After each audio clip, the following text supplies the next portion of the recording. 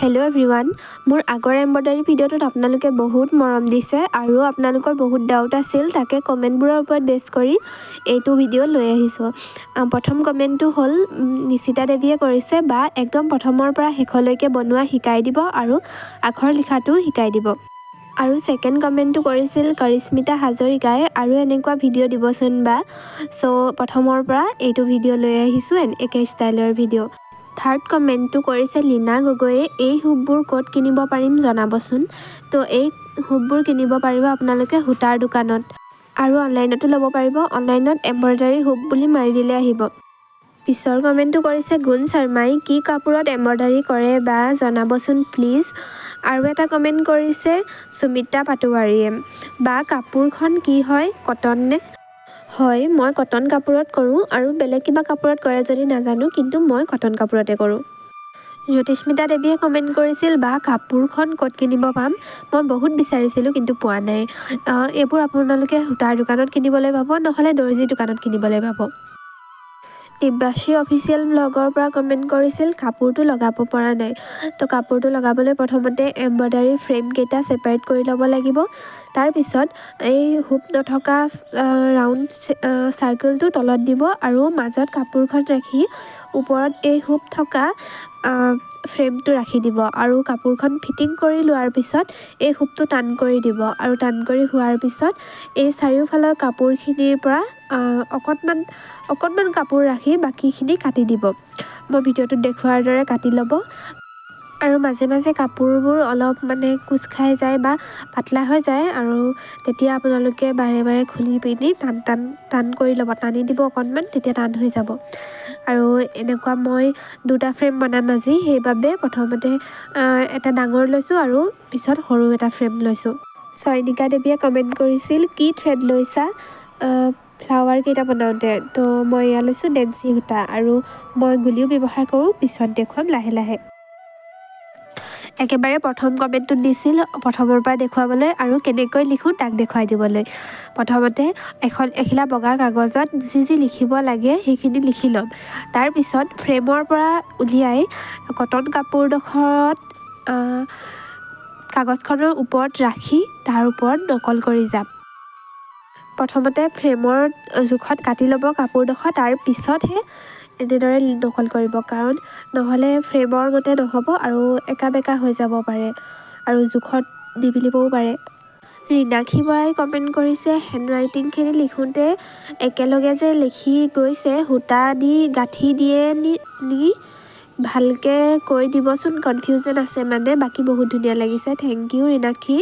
আৰু প্ৰথমতে এইখিনি লিখি লওঁ, তাৰ পিছত লাহে লাহে বেক ষ্টিচ পদ্ধতিৰে সূতাখিনি গাঁঠি দি যাওঁ, গাঁঠি নহয় এম্ব্ৰইডাৰী কৰি যাওঁ।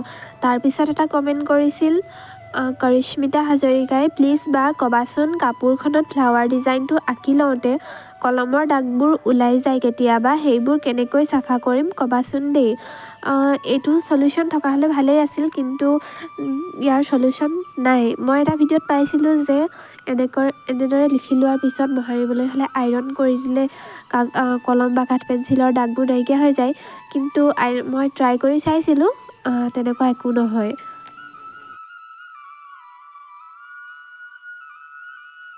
দুবৰি মেধিয়ে কমেণ্ট কৰিছে, বা এম্ব্ৰইডাৰী কৰোঁতে সূতাটো কোনটো ইউজ কৰে, কি সূতা ইউজ কৰে জনাবচোন। আৰু বৰচাইও কৰিছে, কি সূতা ব্যৱহাৰ কৰে বা।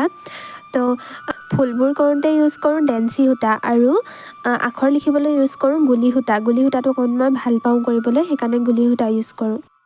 বনশ্ৰী ভৰদ্বাজে কৰিছে, বেক ষ্টিচ কেনেকৈ কৰে বা দেখাবাচোন, আৰু নামটো নাই, ভালকৈ দেখুৱাবচোন চিলাইবোৰ কেনেকৈ কৰিছে বুলি এটা কমেণ্ট দিছে, আৰু এটা কমেণ্ট দিছে একেটা ধৰণৰে, সেইকাৰণে মই প্ৰথমতে কমেণ্টবোৰ পঢ়ি লৈছোঁ।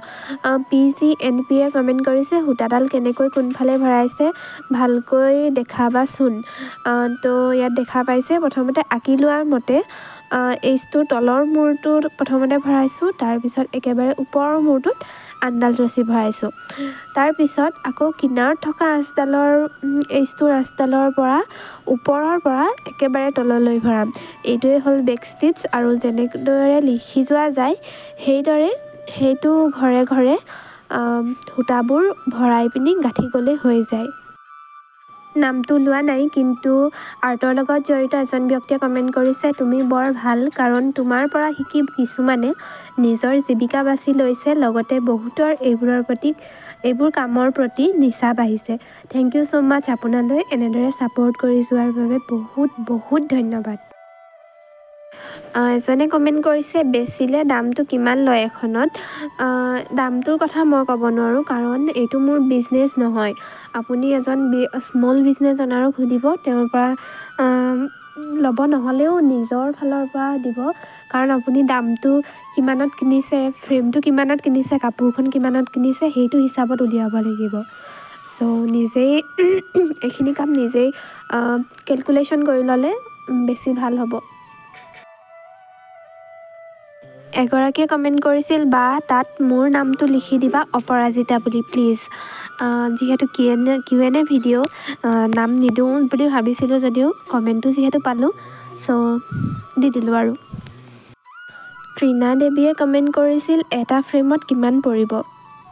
মামন নাথে দিছে, ফ্ৰেমটো কিমান লৈছে? আৰু এনেকুৱা ধৰণৰ কমেণ্ট আছিল, আগতে দিব নোৱাৰিলোঁ।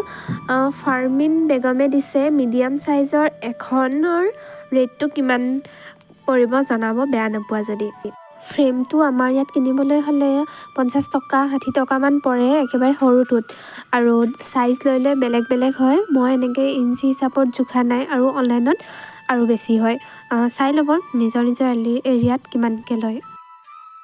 ডেইজি দত্তই কমেণ্ট কৰিছে, স্কিনত কোনটো কালাৰ দিয়ে আৰু কাপোৰ আঁকিবলৈ কি ইউজ কৰে জনাবচোন। প্ৰথমতে কাপোৰযোৰ আঁকি ল'ম, তাৰপিছত ইয়াত মানে তেওঁলোকৰ পচন্দৰ যি ড্ৰেছ দিবলৈ কয় সেইটো কালাৰত ড্ৰেছটো কালাৰ কৰিব লাগিব। মই কৰোঁ ফেব্ৰিক কালাৰ, কিন্তু মোৰ ওচৰত স্কিন কালাৰটো এভেইলেবল নাই, সেইকাৰণে মই 3টা কালাৰ ভালদৰে মিক্স কৰি স্কিন কালাৰ বনাই লওঁ, আৰু তাৰপিছত স্কিন থকাডোখৰত এপ্লাই কৰোঁ। এইডোখৰ মই অলপ ভিডিঅ'টোৰ পিছলৈ থৈছোঁ, তাত দেখুৱাম।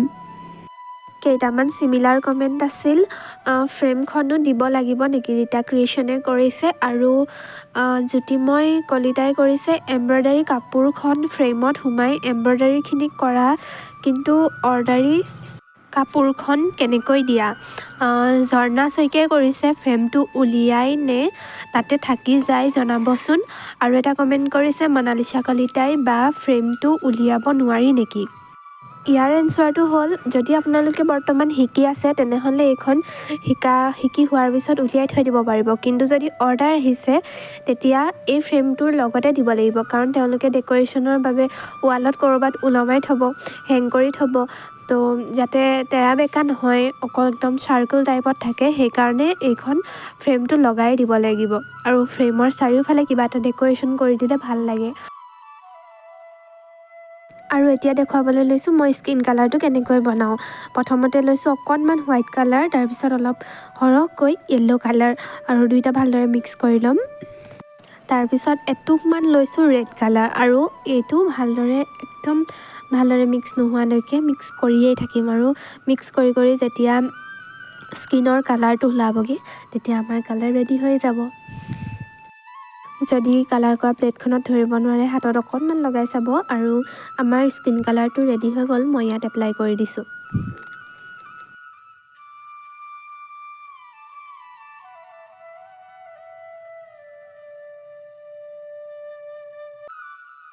আগৰটো ভিডিঅ'ত মই দেখুৱাইছিলোঁ কেনেকৈ ফুলবোৰ বনাওঁ, ওভেন ৰ'জবোৰ বনাওঁ, আৰু এইটো দেখুৱাইছোঁ মই কেনেকৈ ছানফ্লাৱাৰ বনাওঁ। ছানফ্লাৱাৰটো ভালদৰে আঁকি লোৱাৰ পিছত বেক ষ্টিচ কৰি দিলেই হৈ যায়। আপোনালোকে যে সুধি আছিল কি ফুলবোৰত কি সূতা ব্যৱহাৰ কৰোঁ, এইটো সূতা ব্যৱহাৰ কৰোঁ। এইটোক আমাৰ ফালে কোৱা হয় ডেন্সি সূতা, আৰু 10 টকাত 4টা বা 3টাকৈ দিয়ে আমাৰ ফালে।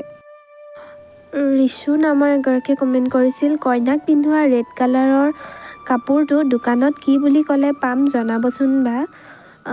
এইটো কাপোৰ মই দোকানৰ পৰা কিনা নাছিলোঁ, মানে মোৰ এটা ফ্ৰক বনাইছিলোঁ, সেই ফ্ৰকৰ কাপোৰ এক্সট্ৰা কাপোৰ আছিলে, সেই কাপোৰখিনিকে ইউজ কৰিছোঁ।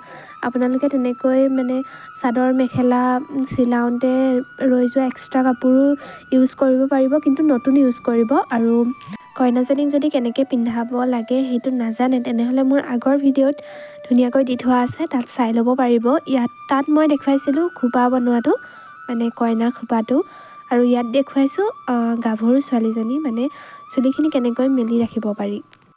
বেক ষ্টিচ টাইপতে কৰিলোঁ, পিনটো লগাই লৈ পিনি চুলিখিনি গাঁঠি ল'লোঁ। মানে পিনটো লগাই ল'লে একেৰাগী হৈ থাকে আৰু চুলিখিনি। তাৰপিছত পিনটো আঁতৰাই লৈ জোখত কাটি ল'লোঁ আৰু ডেঞ্চি সূতাটো অকণমান শকত হৈ থাকে, সেইখিনি ফনিয়াই পিনি এডাল এডাল কৰি ল'লোঁ আৰু সৰু কেঁচি এখন লৈ চুলিখিনি কাৰ্ল কৰি দিলোঁ। এইকেইটা একচুৱেলি কাষ্টমাইজ আছিল, গুৱাহাটীৰ পৰা অৰ্ডাৰ কৰিছিল পল্লৱীয়ে তেওঁলোকৰ এনিভাৰ্চাৰীৰ কাৰণে আৰু ভনীয়েকৰ বাৰ্থডে বুলি। তেখেতে এমাহমানৰ আগতেই কৈছিল বনাই দিবলৈ, কিন্তু মোৰ গহনা পাতিবোৰ বিহু বুলি বনাই থাকিবলগীয়া হোৱাত মই বহুত সময় বিচাৰিলোঁ তেওঁক, আৰু তেওঁ বহুত সময় দিলেও, কমেও এমাহমানেই দিলে। আৰু যিহেতু মোৰ এইটো বিজনেছ নহয় বুলি মই কৈছোঁৱেই, সেইকাৰণে বৰ বেছিকৈ অৰ্ডাৰ মই নলওঁ। কিন্তু যিটো সময়ত লৈছিলোঁ সেইটো সময়ত মোৰ অলপ প্ৰয়োজন হৈছিল অৰ্ডাৰৰ, আৰু তাৰ পিছত অহা অৰ্ডাৰখিনিয়ে যিসকলক মই ৰিজেক্ট কৰিছোঁ তেওঁলোকেতো গম পাইছেই মোৰ প্ৰব্লেমবোৰৰ কথা, আৰু যিসকলে গম নাই পোৱা আৰু। দেৱাশ্ৰী অফিচিয়েল ব্লগৰ আৰু এটা কমেণ্ট আছিল, আঠাটো কি ব্যৱহাৰ কৰিছে দেখাবাচোন। আৰু এটা কমেণ্ট আছিল জুলি শইকীয়াৰ পৰা, আঠাটোৰ নাম জনাবচোন। এইটো আঠা মই আগতেও বহুতবাৰ ব্যৱহাৰ কৰিছোঁ আৰু প্ৰতিটোতে কৰি থোৱা আছে। এইটো হ'ল ফেব্ৰিক গ্লু।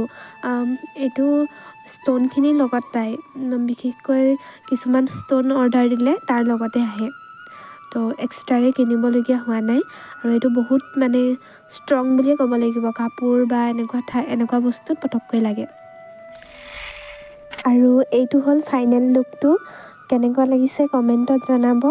এইটো এম্ব্ৰইডাৰী ওপৰত কৰিলোঁ অকণমান য়েল্ল' কালাৰ, আৰু বাউণ্ডাৰীটো দিলোঁ ব্লেক কালাৰৰ ষ্ট'ন দি। আপোনালোকৰ ডাউটবোৰ দূৰ কৰিবলৈ চেষ্টা কৰিছোঁ। ইয়াতো যদি একো বুজি পোৱা নাই তেনেহ'লে দুইটা ভিডিঅ' কম্পেয়াৰ কৰি চাই ল'ব। আৰু পেকেজিঙৰ ভিডিঅ' এটা বনাইছিলোঁ, কিন্তু ভিডিঅ'টো বেছি দীঘল হৈ যাব বুলি ইয়াত এড নকৰিলোঁ। আজিলৈ আহিছোঁ, বাই বাই।